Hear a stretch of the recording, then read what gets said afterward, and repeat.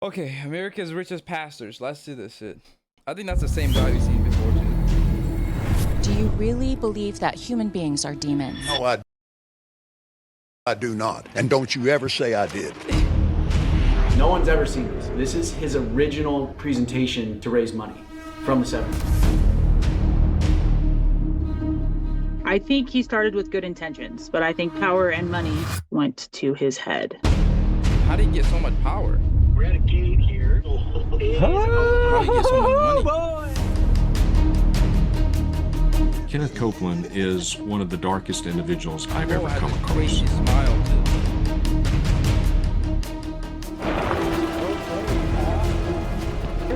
Off the property now. Where's that badge, just by the way? Off the property. You You want to see this? Off the property. Whoa, you're being flash your gun? In that magnificent name, the name of Jesus, amen. In the name of Jesus, I will take your money. Kenneth Copeland. You might recognize him for his interview on Inside Edition. Do you really believe that human beings are demons? No, I do not. And don't you ever say I did. He's the guy that claimed to defeat COVID-19. Like a demon himself. COVID-19! COVID-19! He speaks in tongues. And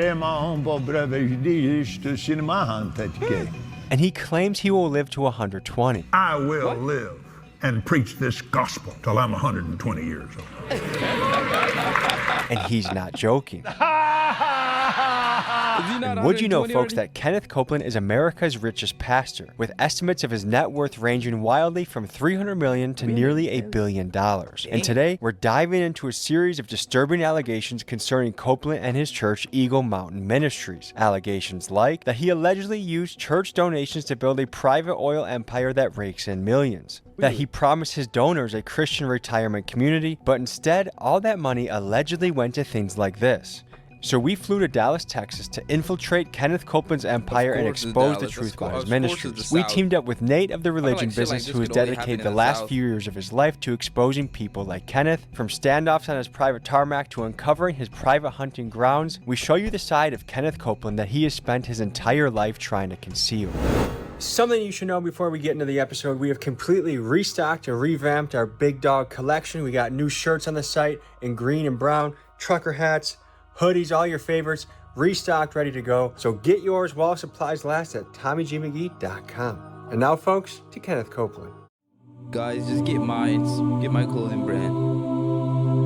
It's called Nothing. You can get it at Ross.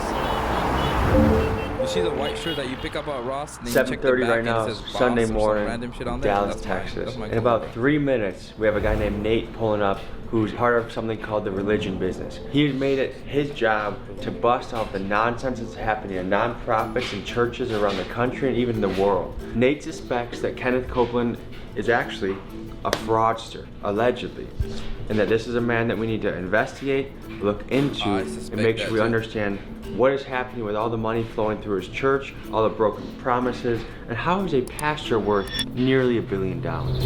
Jesus has commanded you to give me all your money. What is up, brother? Good to meet you too, man. How are you doing? I'm doing good. I've got a really big 30 by like 40-inch map of his property, so we'll block it out. I think. Oh yeah, we have this place down to the road. That's his property? Holy shit, he's fucking rich. Why do we get ads? I can tell that she has a great sense. Two of them, too.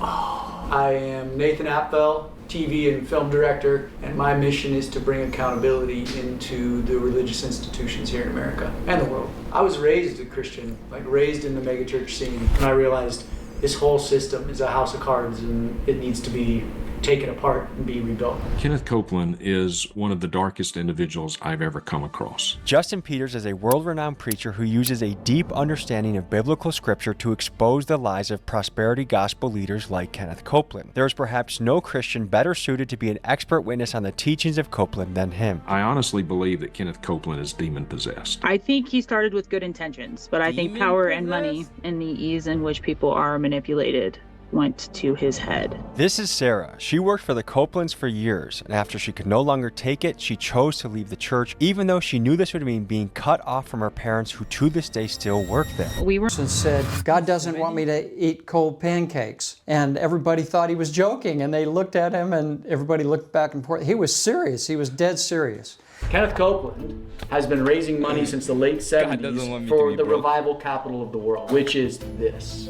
This is his sanctuary. So for 44 years, no one's ever seen this. This is his original presentation to raise money from the 70s. He used to mail this to people, to millions of people in the US, and ask for money. There was never any real plan or any real push to have any of that done. This is Melissa, another former Copeland ministry employee, and she spent 6 years with the church doing things like admin work, marketing, and ministerial relations. Kenneth Copeland planned to build 6 things on this property. A ministry facility, which is the church building, the headquarters, his Kenneth Copeland and Eagle Mountain Church's headquarters, a resort hotel, paying members to use, the Kingdom Park, a beautiful park to use, his radio and TV center, and Wisdom Heights, which is a retirement community. So you give to me, and you will be able to live in our retirement community, and all the while you'll get to come and watch broadcast TVs, our recordings. You'll get to live and enjoy the revival capital of the world. Part of the revival capital of the world was actually finished, but most of it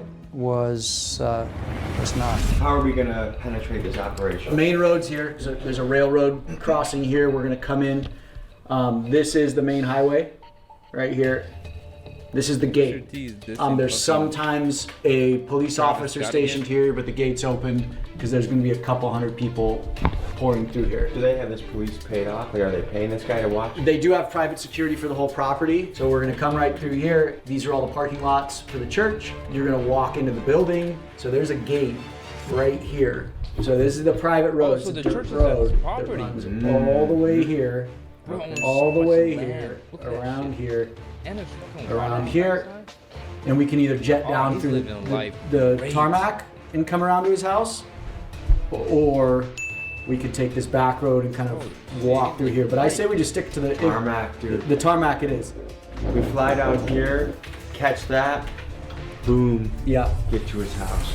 Before I went to Copeland's church, I first wanted to donate to him so I could be a paid member and feel like I had a right to be in the places I would be investigating. And as soon as I did donate, he began to send me a barrage of emails. In his very first message, he offered to heal my body, eliminate my debt, and restore broken relationships. What a nice guy. The Copeland sent many emails, and one theme that kept popping up was donations. They used Bible verses to encourage giving with phrases like sow the seed, which really means send them money, and receive your anointing, which is allegedly what happens when God notices that you've donated to the Copeland. If you sow a seed to Kenneth Copeland, you now have obeyed this divine law that says you will get back what you've given. You've given to a man of God. And so he justifies it because, hey, all believers should be healthy and wealthy. They also promise to pray for you every single day if you become a partner of theirs, which leads me to wonder, did they turn pay for play into pay for pray? And one other tactic that stands out is what some call strategic generosity. You see, the Copelands offer you free little promotional items like an audio file from Gloria or a welcome box with their magazine of them in it. And some say that these small gifts are given with the intention that it will trigger a sense of obligation for you to send more money to them. And it's a clever cycle. You give to them to get blessed from God, the Copelands get your money, and somehow faith becomes a financial transaction. What are the odds they're going to get police? I bet security's going to catch us before we even get there. I think we need to change our attire. I agree. Let's get ready for church.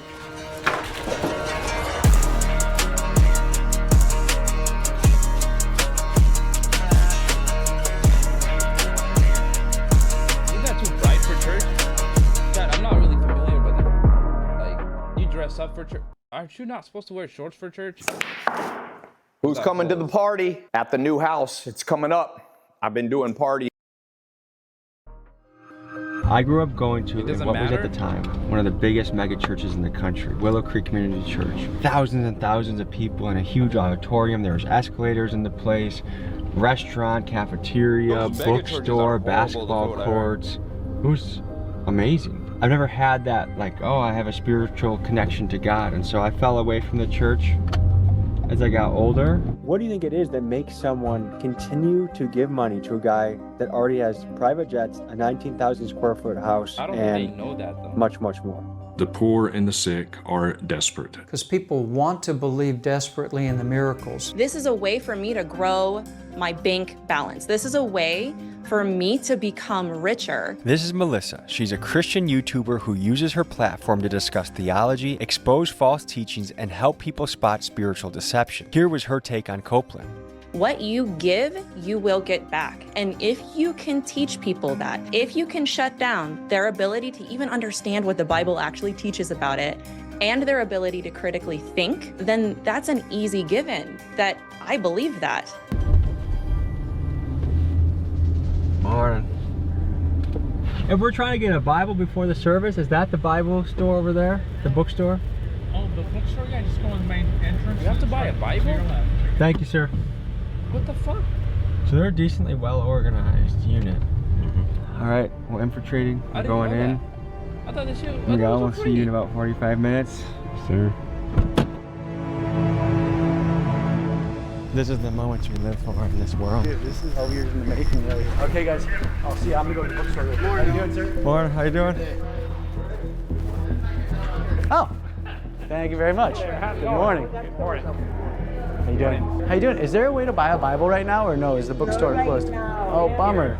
Go get my Bible out of the car. I was hoping to buy one here. Thank you. Top of the morning to you. How are you? Great. Good morning. Good morning. How are you? How are you?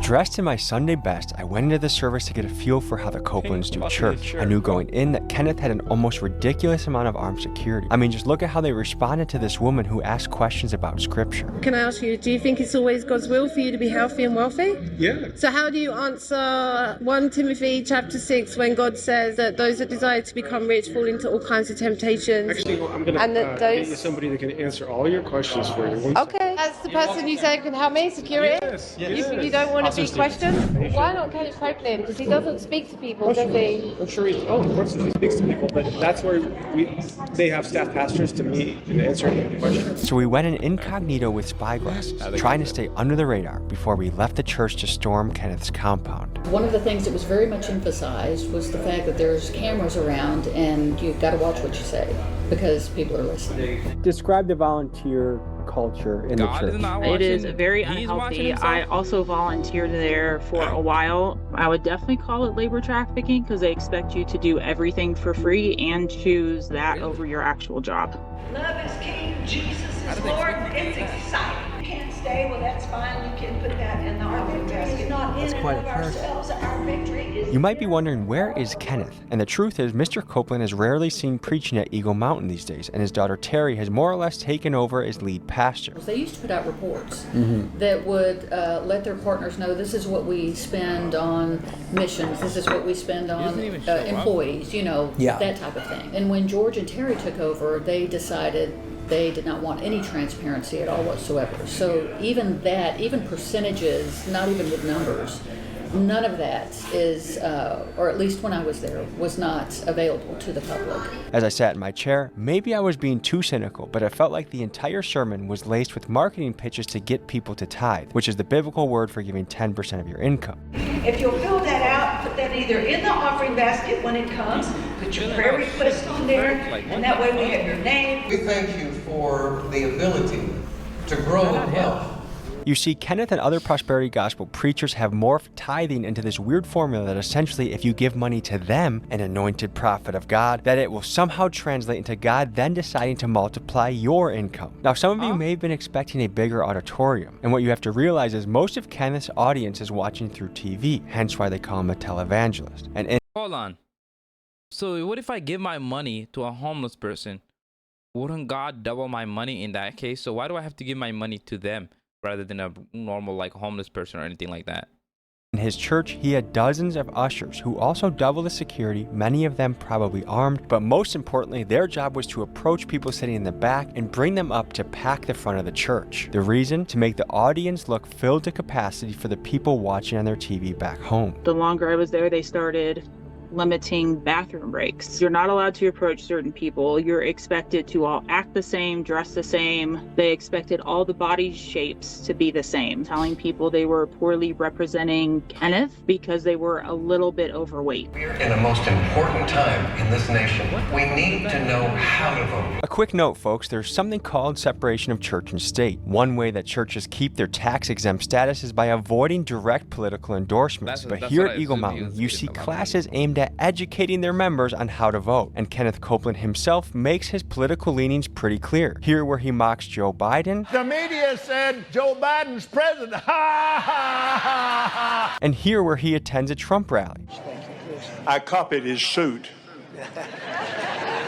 To some, this raises a fair question. Should the IRS be paying closer attention to this kind of activity? People urge people to vote and are training people to properly vote, and then in private, wink wink, it's for a certain generally Republican candidate, but not always. They can't go after that particular organization's tax-exempt status unless they actually have film of the pastor saying on film to vote for actually a person. We snuck out halfway through the service so we could attempt to infiltrate Copeland's compound while when he gets up there, does he say what does he say? I assume when he gets up there, he says vote for Trump or whoever.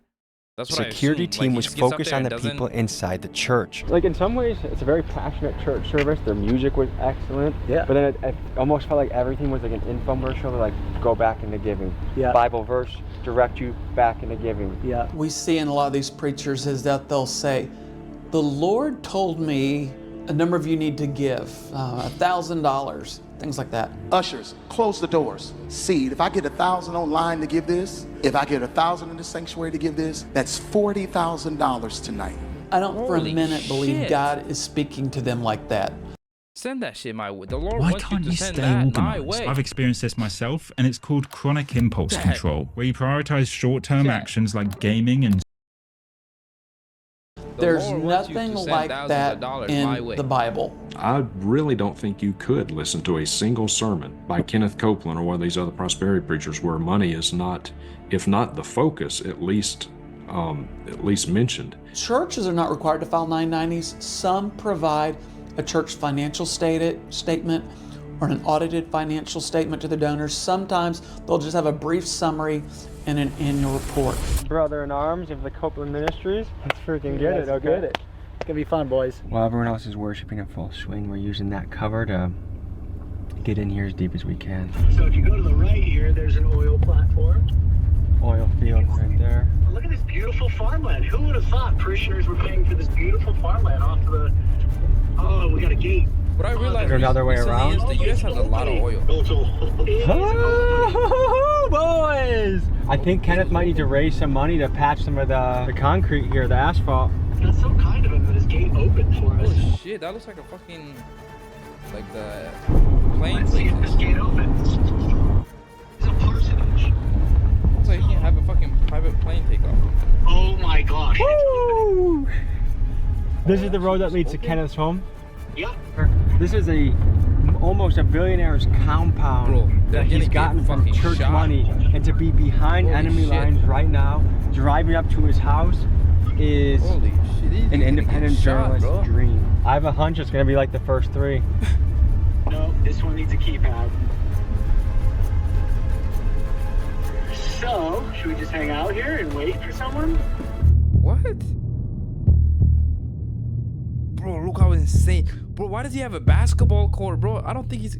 Holy shit. Folks, you should know that on this mega mansion you see, Kenneth Copeland allegedly pays no property tax at all. That's because this house is claimed as a parsonage, which is a property that the church owns and provides for their pastor, which makes sense for most American pastors where the average salary is a modest $52,000 a year, and thereby provides housing for their pastors living a life of sacrifice. But should these tax breaks be used by the ultra-wealthy like Copeland, who for years now has avoided paying what should be a six-figure tax bill? You tell me in the comments. Have you ever been to his parsonage? The house? No, property? Has many employees? Not a lot. I think the people in housekeeping, you know, I mean, in maintenance and housekeeping, security, all of that. But no, but the people that go down and decorate for Christmas. I would assume that the church paid for this, yes. He has a greenhouse over there, presumably on the church dime. There's private hunting grounds. This is a playground for a man. I'm trying to see how this all lines up, because when Jesus walked into a temple and saw that people were buying and selling and making money in the temple, he flipped over the table and cracked the whip and said, "Get out of my house." How is this even possible to interpret the scripture in this way? I honestly don't know. Like the mental gymnastics it takes Kenneth Copeland and his congregation to correlate Jesus or any of the apostles to Kenneth Copeland is mind-numbing. Can we call the church and ask the gate code? It's your first time calling us? It is, yeah. So how can I pray with you today? Oh, I would love to meet Kenneth Copeland. Is there a way to meet him? I was just really praying to be able to sit with him and get some wisdom from him. So I've been praying for a while to be able to meet him. I've reached out to him a few times and he hasn't responded. But yeah, we're at the gate to his house, but it's not open. Oh, are you? Yeah. You know, I'm not sure how that works. I think the best thing that you can do is come to the church. Oh no, we're already by his house. We're at the there's 3 gates, and ironically the 2 first gates opened for us, and I see that as an act of God, to be honest. Like he wanted us to meet him in his house, but just the 3rd gate, it takes a passcode and I don't have it. Do you have that passcode? You would have to go to the church. Oh, okay. We've all become members. I donated $69 this morning. I'm a member. 69, that's a big number. Good for you for your first donation. A biblical number, some might say. So we've been praying for the gate code, but apparently it's another road, but it'll have the same height. God's busy right now. 100%. So we're gonna go to the private tarmac that he has, named after himself, and we're gonna further explore. Kenneth. Oh, Kenneth. When we discovered there was this huge mansion on the property, church members would call us when it came out in the news and said, "We didn't even know about his mansion on the property." We've had informants tell us that it's got a sweeping spiral staircase like you would see in the old movie Gone with the Wind. It's got a bridge across the living room. I don't know what it is. White people always be talking about Gone with the Wind, Kenneth Copeland's closet is approximately 35 feet by 20 feet, something like that. Bigger than most people's living room. This is just a man's playground is really what we're on right now. People donated money so they could have a retirement home, a park, this biblical paradise in a way. They believe in this message that this was going to be the city for us to come and gather and celebrate Jesus and the Lord and his love and his mercy. But instead, it's just some rich guy's playground. What kind of letters would you get from people asking, they talk about the letters asking for help? We used to get a lot of like, I can't pay my rent, I just lost my job. Like, here's a copy of my lease. Can you pay my rent for this month? And how often would he help these people? Hardly ever. On average, I would touch probably 8,000 pieces of mail a month. I maybe saw 3 or 4 that got helped. Everyone else is, no, total. In the 2.5 years? 2.5 years, he only helped. Are you a full stack marketer spending all day switching between platforms? 1 minute it's SEO. That better call. We're on Kenneth Copeland's private tarmac. Let's check it out.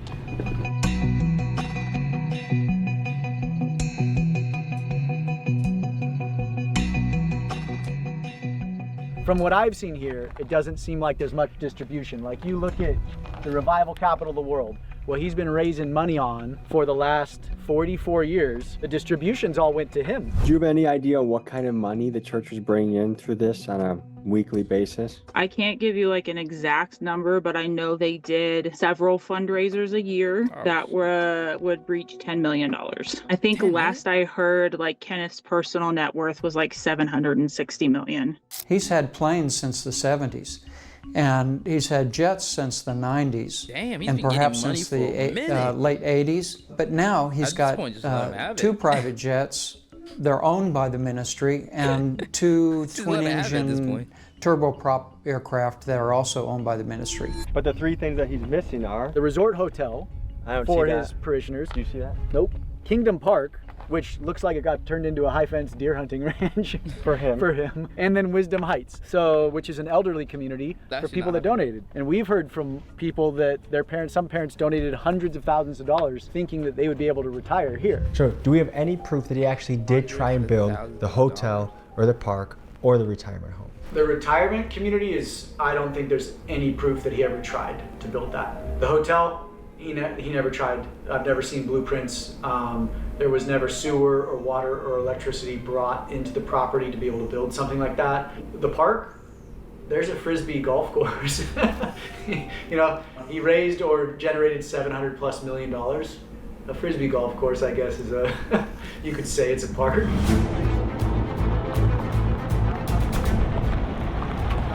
Who are you guys? We're all tithers. We were just trying to see the parsonage because we've never seen any documentation on it. Why are you out here on the runway? Because the gates are all open for us. We're just cruising around. No, you cannot be out here. This is an active strip. No, it's not. We know it's not. No, this is active. It has to be repaid. It's active. Listen, I get you're out here to expose stuff. I get that. He was supposed to build all this stuff. I'm aware. Listen, that doesn't matter. What matters is that you are on a private airstrip on private property right now, and I need you to leave immediately. But we're paying members of the church. If you don't leave, you're going to be criminally trespassed by the police. Get in your vehicles and leave now. No, I want to ask him about the Resort Hotel, Wisdom Heights, and the Kingdom Park. Is the Kingdom Park the Frisbee golf thing up there? Hey, that's a work in progress, so just don't worry about all that. For 44 years? It's a joke to you. No, I think the joke is a guy pretending to be like the power of Jesus Christ is secretly bawling while all the promises he made seem to have not come to fruition. Well, take us to the church and we'll go to the church. Okay, just go right out this gate. We're going to go out this gate, guys, and head to the church. We're going to head to the church right now. Okay, pal. We're just a couple parishioners. Yeah. Off the property now. Where's that badge, just by the way? Off the property. Can I see what it is? You want to see this? Off the property. You see a flash your gun? We want to see your badge. No. You did. Jack crap. You did. Get off the property. Yeah, show your badge.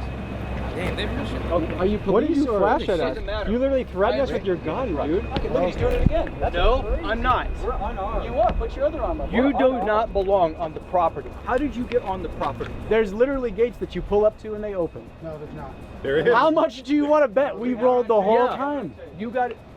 Please stop. What are you? What type of how? suit is this? Let me bro? ask you, really, guys, seriously? Yeah. What are you doing out here? Like the church. We're members. Go to church here? Yeah. He looks like the 80s comedian or something. You know what I mean? Those comedy guys in the 80s, bro. The fucking yellow shit and the blue fucking... And we're tithe members. Really? Yeah. Let me show my receipt. Receipt for I what? gave Kenneth Copeland $69. Okay, A great. considerable sum. Great. Doing that with the gun was a little nuts. Well, you know, when I get a call like this, what would you do? What was the call? The call is we got people on here that don't belong out here. That's what I got. Gotcha. So then when I pull up, I got a crowd of people, cameras flashing everywhere. What is going on? Yeah. And then you're on the runway. Yeah. We'll get out the runway. We'll meet at the church. Holy shit. He someone threw his gun at us. That guy looks like... Why you come on like that? Like, he got the ready to pause. Kill someone. Kill us for Copeland, dude? Yeah. Oh, He shit, just showed yeah. up with a fucking pistol.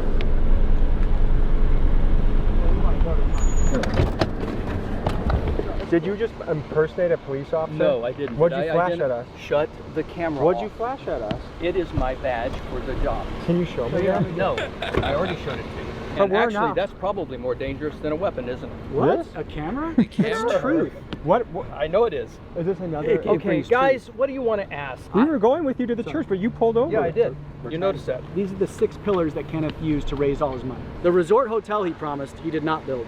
Kingdom Park, he did not build. He built the radio and TV center.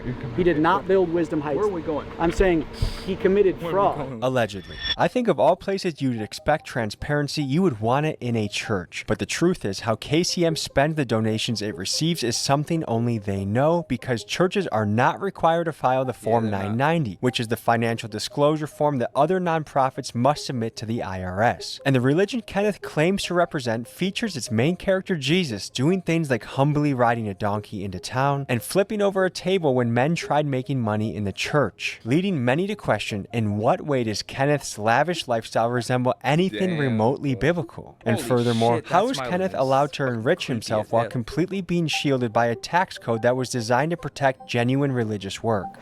The IRS has used 14-point criteria to categorize churches. And in the 80s, they were able to successfully prosecute a number of organizations that claimed to be churches that weren't, because they didn't have a membership that regularly attended the church. And nowadays, the IRS doesn't even want to investigate churches, and so Copeland's ministry is one of those that doesn't file a 990. So nobody knows, his donors don't know what's going on. How is the IRS not looking into him? Everyone deserves access to healthy food. So, we partnered with Amazon to run a home delivery. That is a good question. I remember back in 2008, Senator Chuck Grassley attempted to do that. You know, in the United States, we have freedom of religion, and I'm grateful for that. But underneath that umbrella, you've got a wide berth there. If it's my religion to say, if you give me $1,000, God will heal you of cancer. If you're foolish enough to believe that, well, that's my religion. You agreed to it, so I'm covered. You can't come after me legally. You can't sue me. So what are you here to do? I'm here to point out a fraud.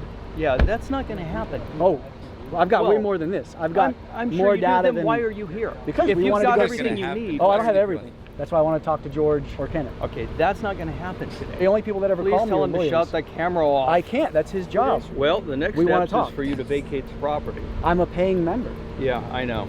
$69 or No, whatever that was it Tommy. Tommy. Okay. Whatever. Yeah, but we paid for it. I can show you the receipt. I paid $69 to this church. And as of right now, you guys don't trespassing. It asks you to leave. After this, you guys will no longer be allowed on this property. For how long? Extending up to a year. Up to a year? A year? Can we mark the calendar to visit you in a year? I think they'll mark it for you.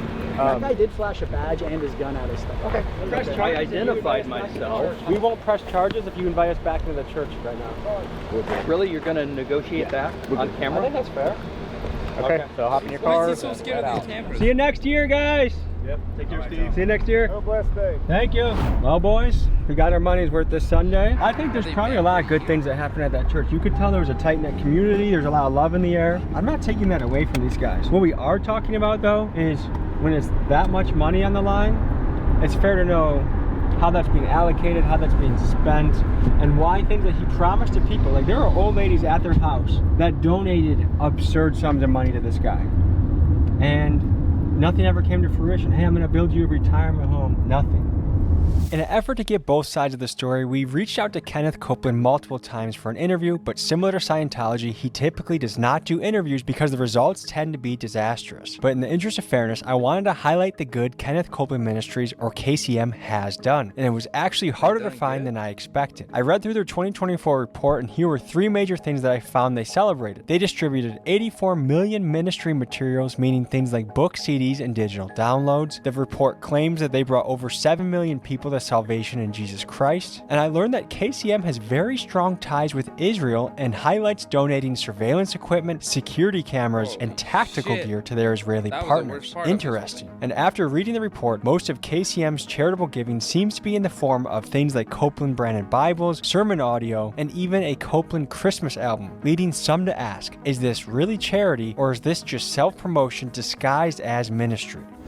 I'm here on the scene with private investigators. You guys have been looking into the Copelands for how long? For several decades. How do you think he came across the funds to get this kind of stuff? Well, he already had the property when they discovered that when fracking was invented, and they discovered they had gas underground there.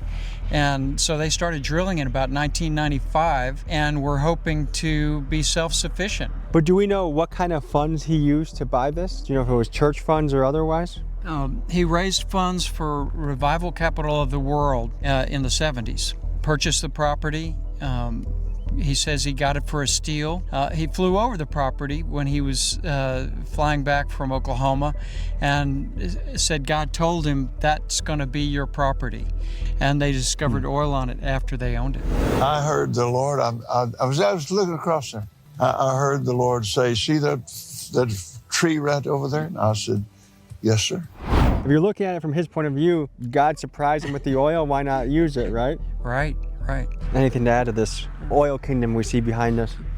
Typically, when you have a nonprofit organization with drilling like this occurring on the land, it would be considered unrelated business income because oil drilling has nothing to do with the ministry of the nonprofit organization. There's a form called a 990T for unrelated business income. It would typically be reported and taxed, but there's a crazy loophole in the law. If the property's paid for, they do not have to report it as unrelated business income. If we were to look at all the people that have lived since biblical times to now, Kenneth Copeland would be in the top 0.0001% of lavish livers. I mean, there's kings that didn't even live like he does today. And he uses those scriptures about Solomon, the riches of Solomon, to justify his wealth.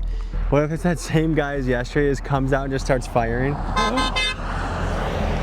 I think that's the same. That's the same truck. That's the same truck. Is it? And there's a helicopter right there. Look at that. Hey, Kenneth! We need some answers! If you could speak directly to Kenneth, what would you tell him? I'd tell him, pay your fair share of taxes and get out of politics. Our goal was to storm Kenneth's private jet hangar and climb aboard his luxury aircraft. So we tracked down the place where his jets were stored, and this is what happened next. We found out that Kenneth Copeland is not using his own tarmac to store his jets, but he's using this one right up here. So we're gonna see if we can find a way. I paid for my own college, so I knew I'd have to start accumulating a lot of money, paying student loans, paying rent. There wasn't much. Why is he wearing that sweater? Into his tarmac to see what his jets look like. You ready for a mission? Yeah, we're at the Lions Airport. There's a private hangar over here that holds Copeland's jet. And then whenever his buddies fly in on their private jets, they're all just racked against this fence line. This is the place where the famous TikTok clip about Kenneth Copeland speaking like a demon to that lady, this is the famous area. Since he got a bigger plane, his main plane can't land on that small of a runway anymore, so he had to move here. What we're looking at right now is something that very few people in their life will ever even get access to.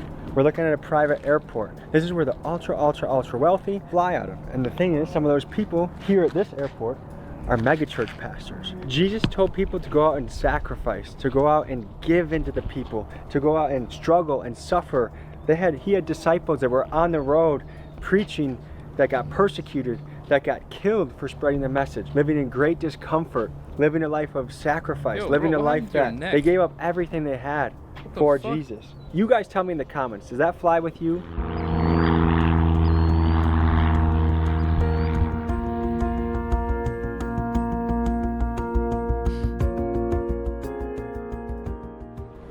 Check this out, look what we got here. First parking space next to the door, EMIC, Eagle Mountain International Church. So this is where his fancy car parks. He goes in there for his jet. They paid a premium for this spot.